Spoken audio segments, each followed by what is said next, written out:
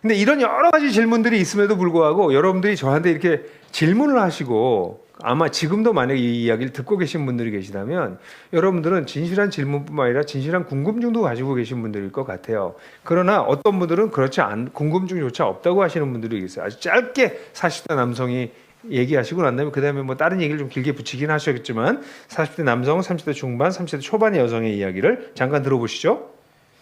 관심 자체가 없다.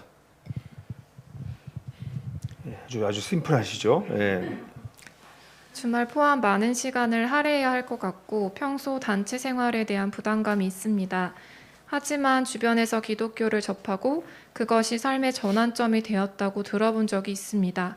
제가 겪어보지 못한 그 경험이 궁금할 때가 종종 있습니다.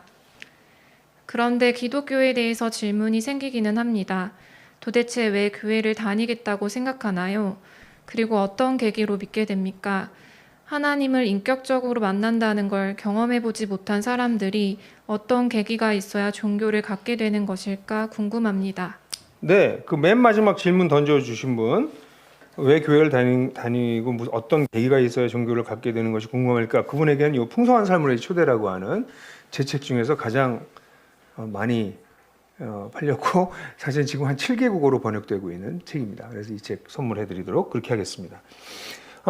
여러분, 어떤 계기가 관심이 없다 이렇게 말씀하시는 분들이 있는데 그 관심이 없다고 얘기하시는 분은 아마도 기독교에 대한 여러 가지 오해가 켜켜이 쌓여서 관심이 없다고 말씀하실 거예요. 만약 기독교가 그 관심이 없다고 말씀하신 바로 그분이 살고 있는 세상에 대해서 그리고 삶에 대해서 가장 타당성이 높아 보이는 해석을 해줄 수 있다면 그걸 마다할 이유가 없죠. 관심이 없다라고 얘기하는 거는 그 얘기를 가지고는 내가 사는 세상과 내 인생이 전혀 이해가 안 돼. 도움이 전혀 안 돼. 그러니까 관심이 없다고 그러시는 거죠. 저는 그분에게 그런 오해를 좀 걷어낼 수 있게 도와드렸으면 이번에 강조가 도움을 드렸으면 하는 기대가 있는데 어떨지 모르겠습니다. 만나서 이야기할 수 있다면 더 많은 이야기를 할 수 있겠지만 이렇게 일방향적인 쌍방향적 소통을 아무리 애를 써도 어차피 일방향적인 소통이잖아요. 여기엔 한계가 있다는 생각이 들어서 좀 아쉽긴 합니다. 언제 한번 뵀으면 좋겠어요. 그런데 그럼에도 불구하고 많은 사람들이 기독교에 관심을 갖게 되는 이유는 기독교를 믿고 어떤 체험을 하든 뭐 어떤 이유로 자기 인생의 전환점이 됐다, 자기가 변했다, 그리고 약간 변한 것처럼 보이는 사람들이 주변에 있기 때문일 거예요.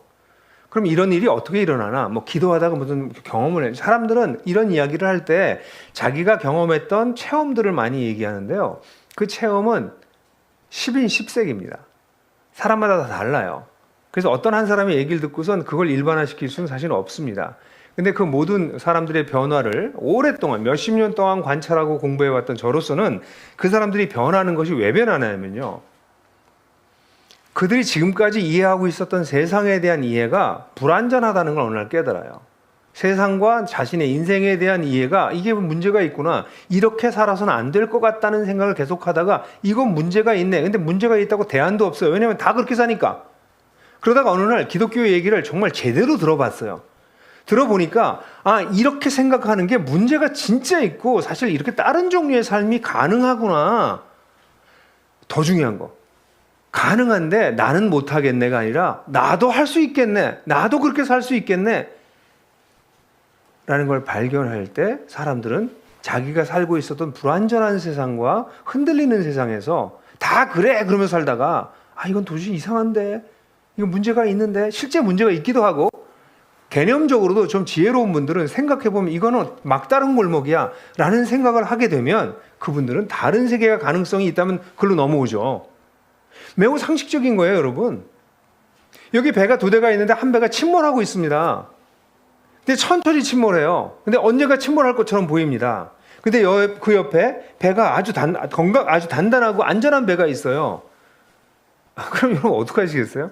이 배가 호화 유람선이에요. 너무 좋아요. 근데 침몰하고 있어요.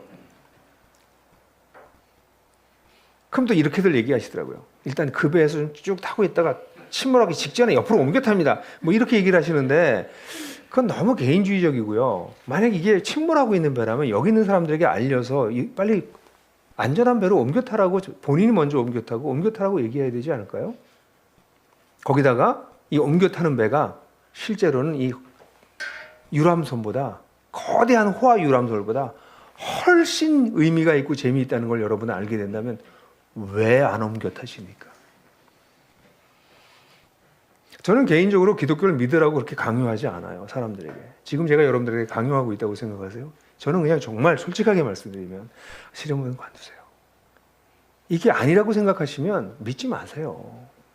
지금 당신이 사시고 있는 삶이 꽤 괜찮다면 그냥 사세요. 근데 거기에 정말 한계를 경험할 때 정직하게 이 한계가 있구나 라는 것을 경험적으로 경험하거나 또는 생각해서 그 결론에 도달하시다면 그때 사실은 기독교로 하나님께로 돌아올 수 있는 길이 열리는 거라고 그렇게 말씀드릴 수 있을 것 같아요. 그래서 사실은 기독교 역사에 제가 여러 번 말씀드렸지만 짝퉁과 또 기독교를 가지고 장사하는 사람들이 늘 2000년 동안 기독교 역사 속에 있었지만 그 속에 또한 변하지 않는 것은 그런 장사치들과 짝퉁만 있었다면 기독교가 오늘까지 오지 못하죠. 짝퉁과 장사치들이 늘 있었지만 그 속에 진실하게 하나님을 믿고 따라가는 사람들과 공동체가 있어 왔습니다.